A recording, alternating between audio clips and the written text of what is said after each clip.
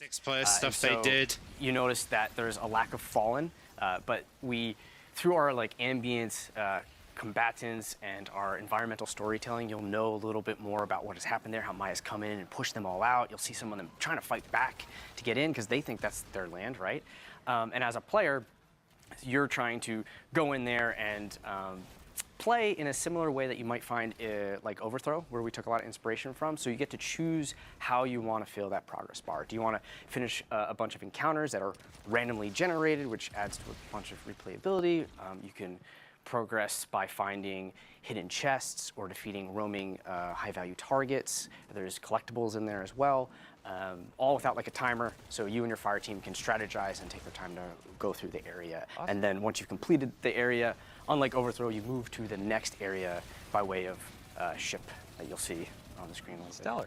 Yeah, and I was talking to our gameplay folks before this launched, and we talked a bit about there's a bit of like, nether DNA in here, where you have your main objectives, and then you can find things throughout the area as well. Thanks for reminding me. Yeah, we have Vivian went ham and gave us these like quite frankly unbalanced buffs that will have a rare chance of spawning, and you get to choose which one.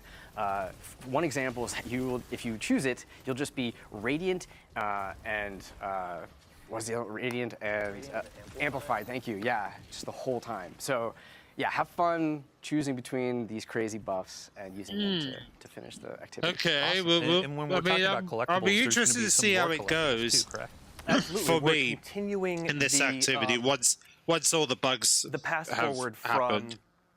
from the previous expansion, and those lore drops will tell players a lot about what to expect in Renegades, both in the cast and the themes. Though it's not explicit, so they'll have to use a little detective work, we hope, but it will give a lot of information about what's to come. Got it. So these are going to be like the data pads you find. Yeah, in exactly. the portal. Exactly. Awesome. Yeah. So I mean, let's talk about weapons. Let's talk about the loot. And Noah, now it's time for the spotlight to go on you. Yeah. First up, let's talk about the exotic that's going to be in the rewards pass for Ashen Iron. This is going to be our pulse rifle. Yeah, so Noon Malpais is going to be our reward pass exotic for this release. Obviously, with the Edge of Fate, we released a rocket frame pulse rifle, Mint Retrograde, that people have really taken to a liking for. And we kind of took a look at that, and we're like, well, what's a cool way to one-up that and like +1 it for an exotic? So you may notice from the gameplay that this rocket pulse doesn't just shoot like the micro rockets. It shoots sticky bombs. And these will stick onto the environment, they'll stick onto enemies, and when you hold down your special reload button, they'll pop like little firecrackers. And it's really fun to just sort of like spray them out across like a group of guys, and then you like turn around, walk away from them, and click the button, and have them like pop all behind you, because cool Guardians don't look at explosions. So this may say a lot about me as a person, but you can also stick these to your teammates, right? I guess you'll have to see. All right. Okay, so let's talk about I bet it does. Next exotic. This is going to be tied to an exotic mission that's coming out in October, and I can already see you kind of getting excited, like Vivian was excited for the. Okay, so the crossbow is going to be an exotic mission. Exotic. Let's talk about okay. the Iron Axe. Yeah. Iron Axe. Yeah. So the exotic mission. Wait, there's legendaries. You know, way back with Rise of Iron, like as a player, I remember there's actually going to be legendary axes as well. Like, YouTubers being like, hey, maybe Bungie's going to give us this axe spicy. in the marketing. That's and, like, spicy, the fact we're going to get come legendary ones, and, like, exotic ones. Pros got it, and I, much like many people, man, like, I'm so happy that they're doing that. Axe. When's my turn? Like, I want that thing. So when I heard that we were going to be doing a little Return to the Plaguelands, it was like, I'm going to twist whatever arms necessary to finally get the thing that I know I want, and I've seen other people want for ages. So yeah, I can confirm that's no relic. That's our new exotic weapon. Thank you. Yeah, and I think for Clayton and Jerome, I'm glad he pulled some strings. I actually appreciate him for doing something that us Destiny players who love the Axe from Rise of Iron wanted. I appreciate the fact that he did that. As I mentioned earlier, it probably wasn't easy, but I'm glad he did the thing. Like, the same way you would with the Wi-Fi in your house. You need expanders, you need routers, right, to boost that signal. And so she is going to be looking to get her hands on WarSat technology, which is why we'll be working with Saint 14 and Anna Bray throughout the season. And I love the fact that when he uses it normally, then it builds up to the new firing ability was. It kind of feels like it has an upgrade perk to it, which I find very interesting. And it's definitely going to be something I'm going to want, but it's a shame it's under an exotic mission. So I can't wait. Yeah, obviously I'm just going to have to see if I can get friends to do let's come back with me to get the axe, because I really want I keep checking my watch here. 10 minutes, 11 minutes until launch. Maybe Peachy can help me. Peachy, can you help me get this exotic, please? They're going to have brand new armor set bonosuses, but we also have because I know she plays, and I know a couple of these things are kind of complementary to exotics. Yeah. Or maybe I could convince Snowy we as Sandbox are like taking a look at some of the exotics we wanted to bring up, and we talked about Mida and Sturm and some updates to bring them up to that modern parity. But like when those weapons came out during Year 1, they came with their paired weapons, and like during that time, it made sense, like to have two primaries. That was what the game was. So when you're taking a look at like bringing them up to modern Sandbox standards, you're like, well, we should probably hit it for the paired weapons as well too. So we took a look at some of our other special archetypes, and we're like, what could we set up for this? So with this release, we've talked about them, I believe, in the TWID, but we are going to have a rocket frame Drang Unfall. And a new lightweight Mida macro tool. Yeah, these are the weapons he's talking about, the ones that players have said is a bit, they're not really working as intended. And it was really fun. So you're going to keep this in mind if you're wanting to get your hands on them. They are going to be not really working as intended for now, but I like to be hopeful they're going to fix it soon, because they kind of need to, because they're not really doing what they should be doing. If that's so fun to run around. And the sidearm is arc, correct? It is our second arc rocket frame sidearm. It's got a pretty big mag size, so instead of volt shot on this one, it has jolting feedback, which is pretty fun to plug a couple rockets into a guy and have them jolted, and then pop them with like a really powerful Sturm shot. Awesome. Yeah, and these are going to be added so through the portal. Reclaim is going to be living in the portal in the fire team area, and that's where you're going to earn some of these. We also have Crucible Ops is going to be the source of the shotgun, and then a couple other things as well that you'll discover in just a few minutes here.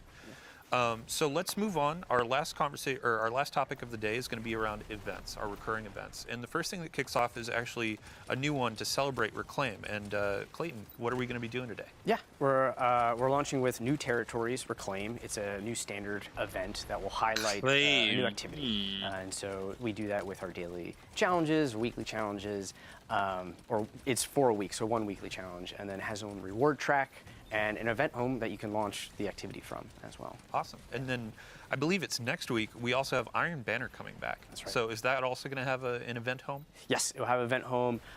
Same slew of things where daily challenges, a weekly challenge. You'll have your reward track. We have a hand cannon coming in there. We have an armor set, and you'll have your title and your triumphs as well. Yeah, I believe we redacted the new set bonuses for Iron Banner, but I've heard they're actually kind of quite fun. Yeah, pretty cool. Might want to hold on to it when you get your hands on that axe. Awesome. And then the third event that's going to be coming so the axe is going to be an Iron Banner. The first one was all centered around, let's look at hand cannons. We had the new shotgun style hand cannon. Yeah. And then with this one, it's going to be shotguns. Yeah. Yeah, we're taking a look at shotguns this time around. So much like during the prior Arms Week, we will also have a cool slate of shotgun mods this time around. My favorite of which, shotguns, when the designer who was working on them, Taylor Bjorndal, who was on the stream before, when he was starting to work on them, me and him were sort of bouncing ideas back and forth. And I was talking about like old rapid fire frame shotguns when they had like the really fast rate of fire, and I was like, I mean, what if all shotguns shot like that? And he like paused for a minute, and then I got the message, what if they're all just Fourth Horsemen? Oh, Bjorn, you mad scientist. It is really entertaining to take a slug shotgun and have it shoot that fast. Yeah, and we saw a lot of celebration with these volatile mods for hand cannons during that week. So with shotguns, we have the one that's effectively going to be Fourth Horseman everywhere. Yeah. But we have a couple more too, and we'll leave that for players to discover soon. It's going to be super awesome. Next up on the slate, we have Festival Lost is going to be coming back during Ash and Iron, and we have a preview of our armor sets. So these are armor ornament sets. Yeah, I actually kind of like the Warlock armor earlier in the year last year. That does look really cool, really creepy and cool. I cannot wait to have those roses on my shoulders. The Warlock. But with Festival Lost, we have some new activity content, correct? That's right. The Headless Ones have broken out of Haunted Lost Sector jail. Because of that, we have new activities. So we have a new PvE 6-player activity called Haunted Altars. And then we have a new PvP I actually kind of activity like the called idea Red of that Rumble. being a 6-player activity. I hope it's going to be good. It's going to be a 2-week-long Hope it's not going to be broken day one. Weapons, your prize But weapons. I feel like by me home, saying that, it's going to get broken. I'm very excited. It's very fun to play in this activity. Awesome. So it's chaos. Just all chaos. And then the last on our list, so Jerome, we have a new event called Call to Arms that's going to be coming at the end of Ash and Iron. Can you give us a quick overview? Sure. We're going to be working with Devrim, Devrim K, who has been holding down the EDZ for the better part of a decade without a ghost, right? Doing it all in one life.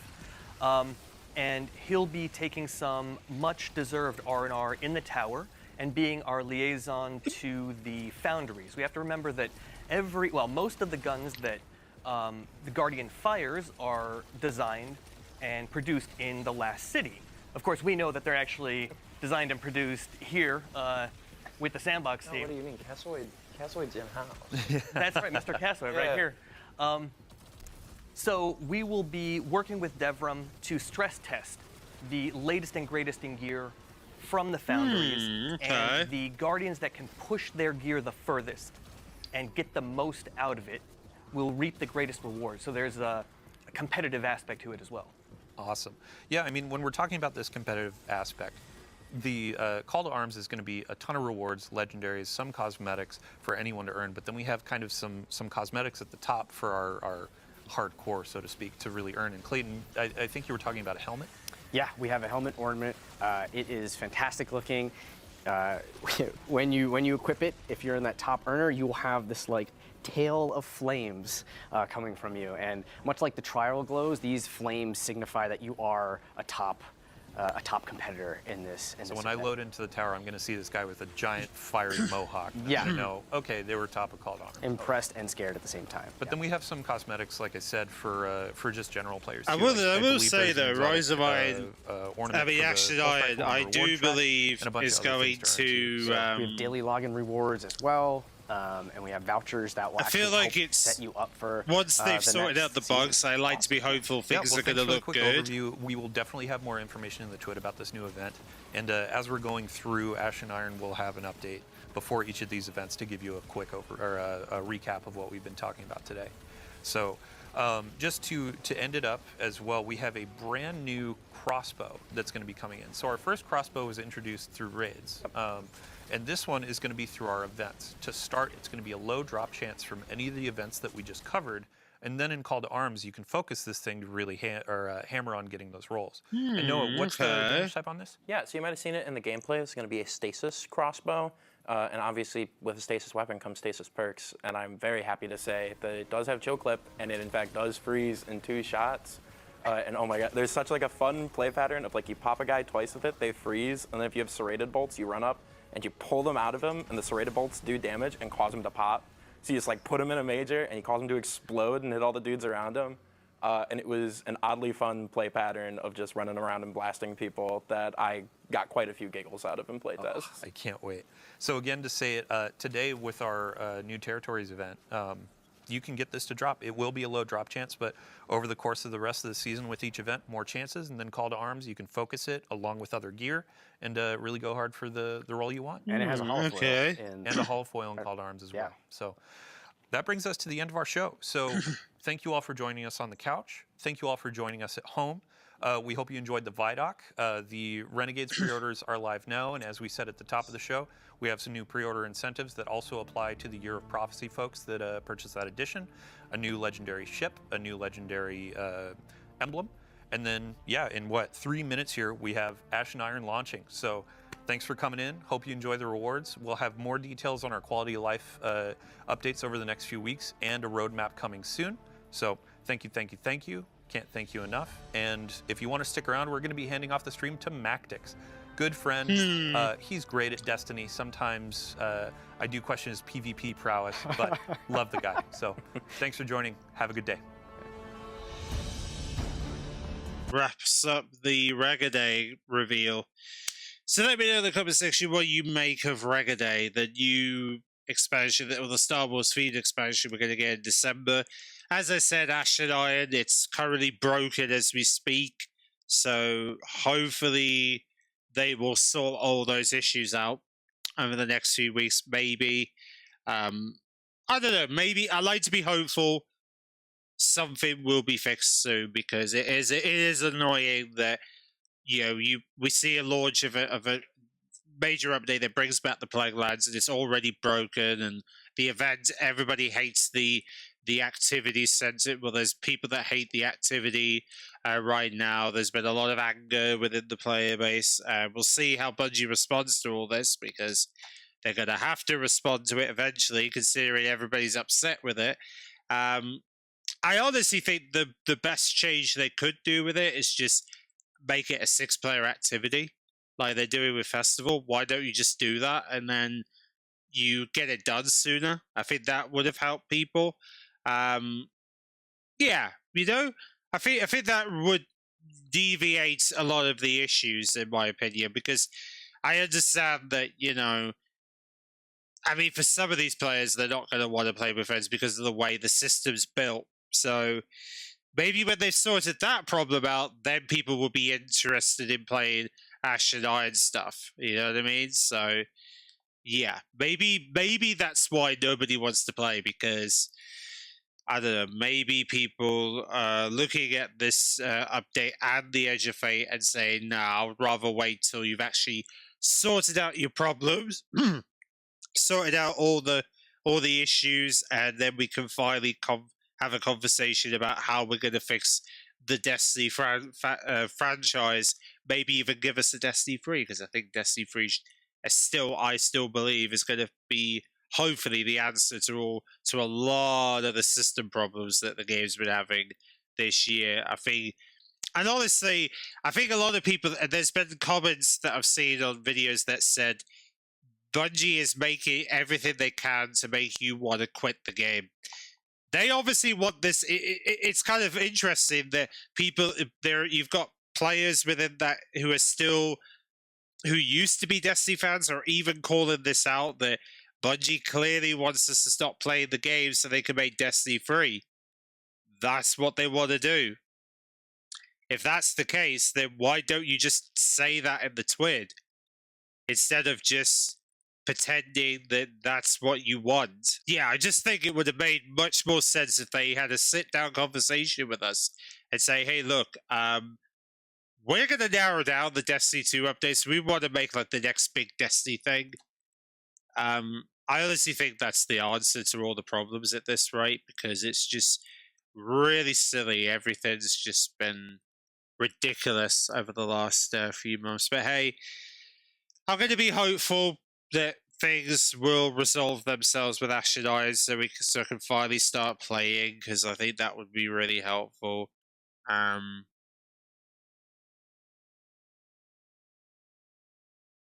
So yeah, we'll see. We'll see what happens. I hope so. I hope things are going to improve on that front.